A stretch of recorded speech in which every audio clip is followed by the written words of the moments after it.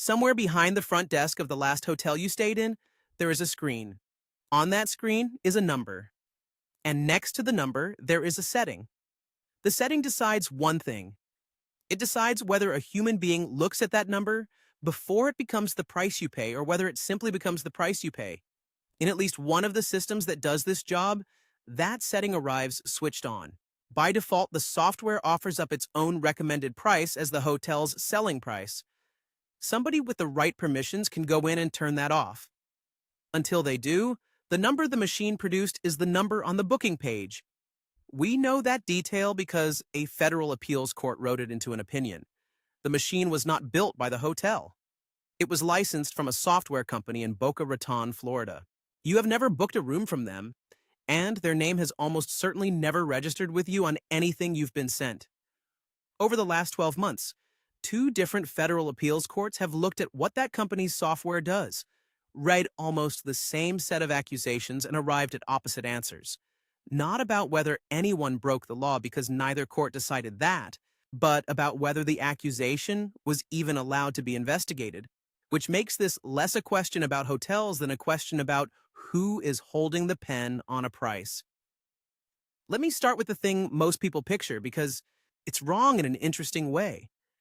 You imagine a manager, some person in a back office with a spreadsheet and a coffee, looking at the weekend thinking, there's a conference in town, let's go to 240. That image is not ancient history.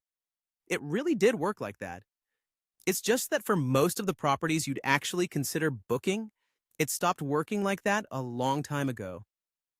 What replaced it is a category of software the industry calls a revenue management system. Plug it into the hotel's property management system, the thing that already knows every reservation, every cancellation, every empty room, and it starts reading occupancy, rates, booking pace, what day of the week it is, how far out the booking is, what happened the same week last year, what the rooms across the street are publicly advertising tonight. Then it produces a recommendation. Not one recommendation. A recommendation per room type, per night, per booking channel, per customer segment, refreshed continuously. This is genuinely useful. I want to say that early and clearly, because the rest of this gets adversarial, and it would be dishonest to let you think the underlying tool is some kind of scam. It is not. A hotel room is the most perishable product in commerce. An unsold seat on a plane and an unsold room on a Tuesday have the same value the next morning, which is 0. You cannot inventory it. You cannot ship it somewhere it's wanted. The room existed, nobody slept in it, and that money is simply gone forever. Software that stops that from happening is doing real work, and the adoption is not marginal. The vendors say so themselves. One of the largest of them advertises more than 30,000 installations worldwide. Another says it serves over 7,000 hotels, casinos, and resorts. Those are marketing numbers published by companies with an interest in sounding big, so treat them as the ceiling rather than the measurement. But nobody in the industry disputes the shape of it. Whatever this is, it stopped being a niche tool a long time ago. Closer to plumbing. So, if the machine is normal and the machine is useful, where exactly is the problem? Here's where. And this is the part worth slowing down for because it's the hinge that everything else in this story swings on. There are 2 very different machines that look identical from the outside. Machine 1 reads your hotel's own data, plus whatever is publicly visible. The rates your competitors are advertising on their own websites, the same rates any guest could look up in 30 seconds. It thinks about your property using your numbers in the public world, and it hands you a price. Machine 2 reads your hotel's own data and your competitors' data, and the data of the other 4 hotels on the same strip. Not what they advertise, what they actually hold. Their real occupancy, their real rates, the bookings nobody outside their building can see. It pools all of it, and then it hands each of them a price. From the front desk, those 2 machines are the same product. Same login screen, same dashboard, same little number in the corner. From the point of view of antitrust law, they are not remotely the same thing. And the entire fight, every lawsuit, every appeal, every regulator poking at this, is a fight about which of the 2 is actually running. Put it in a street, 6 hotels on the same avenue. Under Machine 1, each of them is playing solitaire very well. And if you sat all 6 down, they'd still have no idea what the others are actually holding. Under machine 2, all 6 are playing the same hand of cards face up through an intermediary who never says a word. Because there's an old rule underneath all of this, and it's older than any software. Competitors are allowed to be smart. They are allowed to read the newspaper, watch each other's public prices, and respond. What they are not allowed to do is hand each other the confidential numbers and then agree, out loud or otherwise, on where things should land.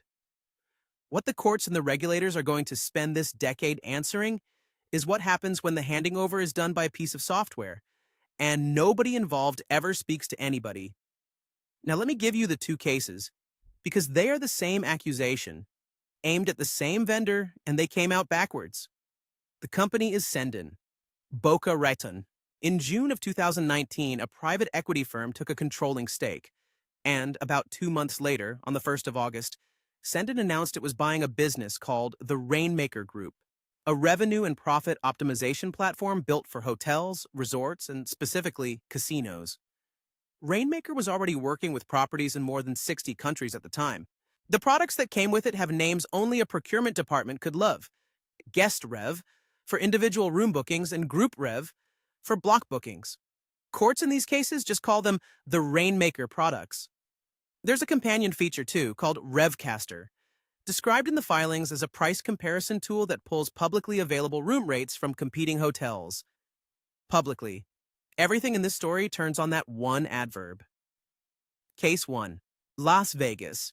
2 people who rent rooms on the Strip regularly sued a set of hotel operators in Sendin, arguing that because so many of the big properties licensed the same pricing software, the prices on the Strip had been pushed above what real competition would have produced.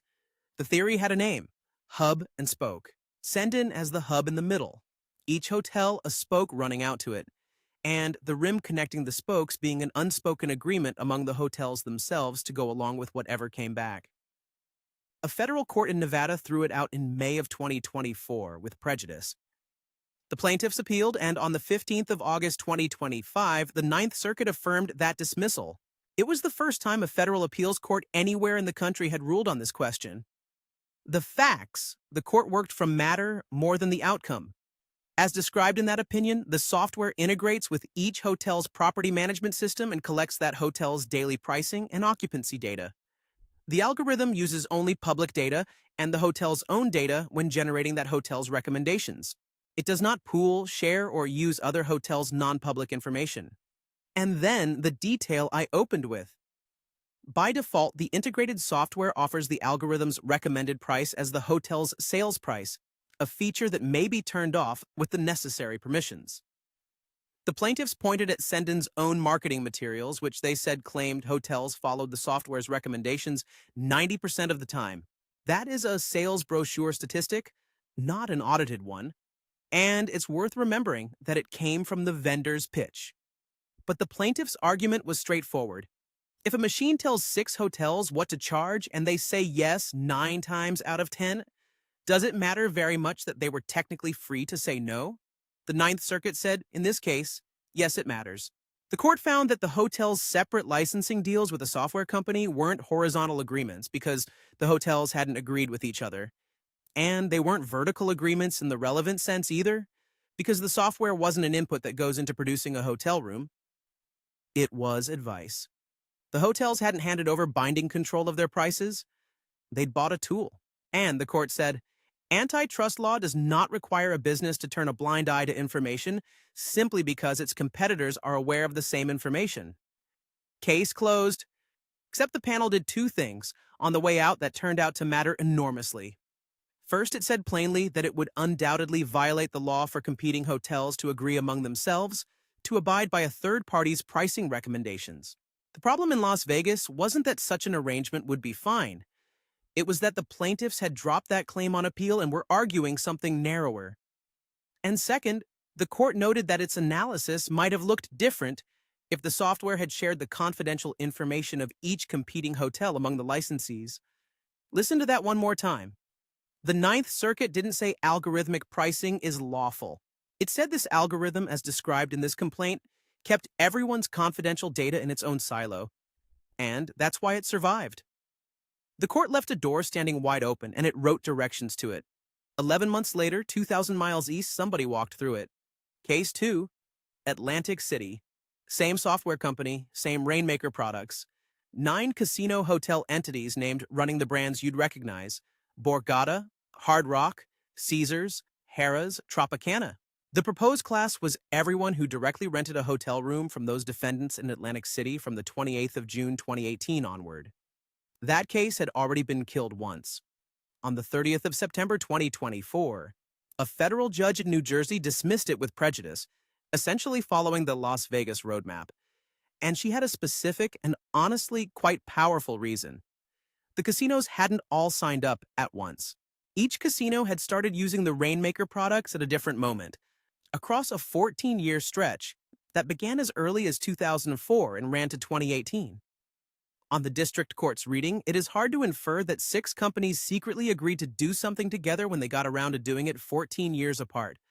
That looks less like a plan and more like an industry gradually buying the same ordinary product. The plaintiffs appealed, and on the 29th of July 2026, a 3-judge panel of the Third Circuit, Judges Theodore McKee, Felipe Restrepo, and D. Brooke Smith, unanimously reversed in a precedential opinion and sent the case back down for discovery. The reasoning is the interesting part, and it's not really about hotels at all.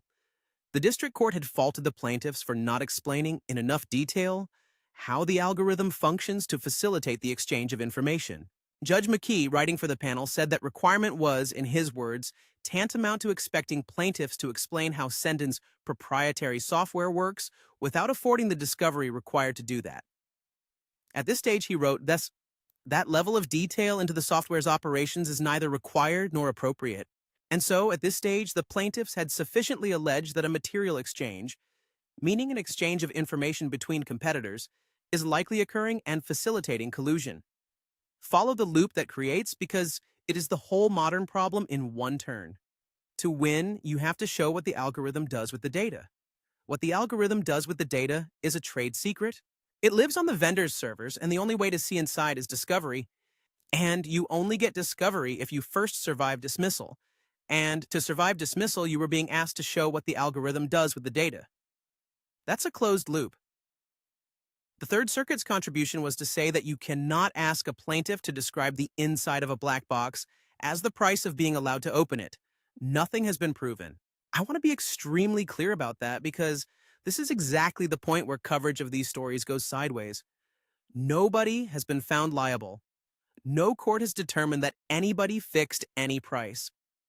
What the Third Circuit did was decide that a lawsuit gets to continue, which means lawyers now get to look at how the software actually works under seal with a judge supervising. The ruling does nothing else. A door opened. Not one company on either side of it has been found liable of anything. And now there is a split. 2 federal appeals courts, 1 vendor, 1 product family, opposite results. That kind of disagreement is precisely the thing the Supreme Court exists to resolve, though whether it ever takes it is anybody's guess. But before we go further, there's a complication, and leaving it out would make this whole thing a cheap story. Dynamic pricing is not a trick. It is symmetrical, and the half you notice is not the only half. The same machine that raises the rate on a sold-out Saturday is the machine that drops it on a dead Tuesday in February. The reason you can occasionally find a perfectly good room for a startlingly low price is the same reason you sometimes can't find one for love or money. A system watching demand in real time and moving the number both directions.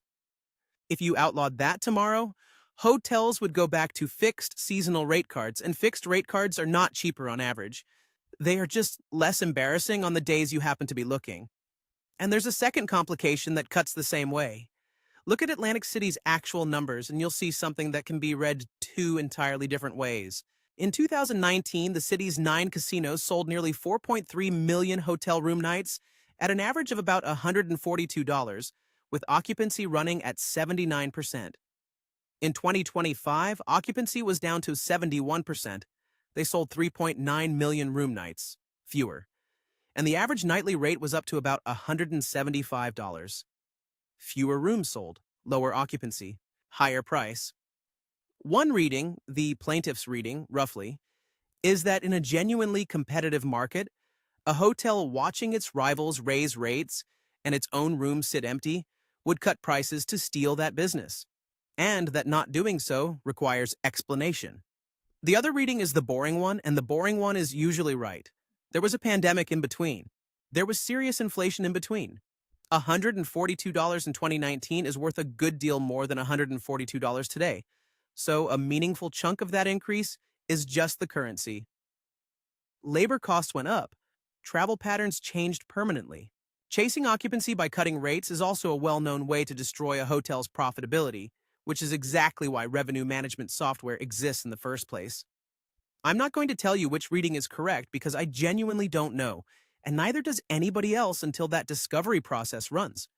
What I'll say is that those numbers are the reason the case is worth watching, not the reason it's already decided. So far, that's one company you never booked with. There is a second one, and its story is stranger because it doesn't recommend anything at all. Think about how a hotel knows whether it's doing well. Not whether it made money, the accountant handles that, whether it's winning, whether the 4 hotels within a mile of it, competing for the same guests, are doing better or worse this month. There's no public source for that. Occupancy isn't printed anywhere. Arrival's real average rate, not their advertised rate, their actual achieved rate after discounts and packages and the corporate deal, is one of the most closely held numbers in the business. So the industry built a way to trade it. Participating hotels submit their own performance data, occupancy, average daily rate, room revenue, to a benchmarking service. The service aggregates it, anonymizes it, and sends back a report showing how each property performed against a competitive set. A handful of specific named rivals the hotel itself selects. You find out you ran 72% occupancy while your comp set ran 68. You find out your rate index is below 100, meaning you're charging less than the neighbors. That's an old, boring, universal industry practice. It has existed for decades. It is taught in hospitality schools as basic professional competence, and reading your comp set report is about as controversial inside the industry as reading your own electricity bill. On the 24th of February 2026, the UK's Competition and Markets Authority opened a formal investigation into exactly that practice. The businesses under investigation are Hilton, IHG, and Marriott, 3 of the largest hotel groups on Earth, together with CoStar, the owner of the benchmarking tool known as STR. Britain's equivalent of the rule against agreements that restrict competition is Chapter 1 of the Competition Act 1998, and that is the provision the regulator says may have been infringed. Their own explanation of the theory is worth quoting close to exactly because it's remarkably plain. When rival businesses share competitively sensitive information, including through a third-party data analytics provider, this reduces the uncertainty competing businesses normally have about how each other will act. And that, the CMA says, can affect how strongly companies compete, because it makes it easier for them to predict what each other will do and coordinate their behavior. No cartel, nobody in a back room, not one agreement about any price. Just a reduction in uncertainty delivered by a neutral third party as a paid service for years in public, at industry conferences with a customer support line. And I have to be scrupulous here. The CMA has explicitly stated it has reached no view on whether anyone infringed anything. No assumption should be made that the law has been broken. This is an investigation at an early stage. The initial information gathering phase runs through August of 2026. It may end with nothing at all. But notice what it means that the question is even being asked. The theory of harm has moved. It's no longer only about who told whom what to charge. It's about whether an industry can be made so mutually legible to itself through a service everyone pays for that competing hard becomes something nobody bothers to do.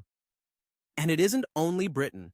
Officials at the European Commission's competition arm have said publicly more than once, in mid-2025 and again in early 2026, that they have live cartel investigations involving algorithmic pricing. They haven't said in which industries. They have been quite deliberate about repeating that the newness of the technology is not a defense, which brings me to the part I find most revealing, and it's the answer to a question you might not have thought to ask. If this area of law is such a mess, who is actually writing the rules right now? Not a legislature. There is no statute that says a pricing algorithm may use this input and not that one. The clearest rulebook that exists in the United States today came out of a settlement in a completely different industry. In November of 2025, the Justice Department filed a proposed settlement with RealPage, the software company at the center of the parallel fight over apartment rents. Different market, different product, and no admission of liability. I'm not importing that case into this one. And the housing side of it has its own contested history. What matters is what the government asked for as the fix. Under that proposed settlement, the software may not use non-public, competitively sensitive data from competing landlords when generating unit-level rent recommendations. Recommendations at runtime are to be built from the landlord's own data and publicly available information. Any auto-accept feature has to be configurable and overridable. And product features are not permitted to default in favor of increases. Read that list again, and it's not really a legal document. It's a specification. Somebody sat down and wrote the engineering requirements for a pricing algorithm that stays on the right side of the line, where the data comes from, who holds the override, and right there at the end, which way the switch points when it ships, which is the setting behind the front desk, the one that ships switched on. That's the thing I'd carry out of here. The entire live legal argument in this field, across 2 federal circuits, 1 British regulator, and an unknown number of European investigations, comes down to a very small number of very unglamorous questions. Whose data went in? Whether the box could see across the wall between competitors, whether a person had to say yes or only had to fail to say no. Nobody voted on any of that. There was no debate about it. The answers are being assembled right now out of appellate footnotes, consent decrees, and the default configuration of software that shipped years ago to companies you have never heard of, on behalf of companies you have. And the odd quiet fact underneath all of it is that the price of your room may well have been correct. Fair, even. Set by a system doing exactly what a market is supposed to do, reading real demand and answering it honestly. That's the likeliest explanation, and I'd bet on it most nights. It's just that at no point in the process did anyone have to prove it. And until one of these cases finishes, nobody outside those buildings can.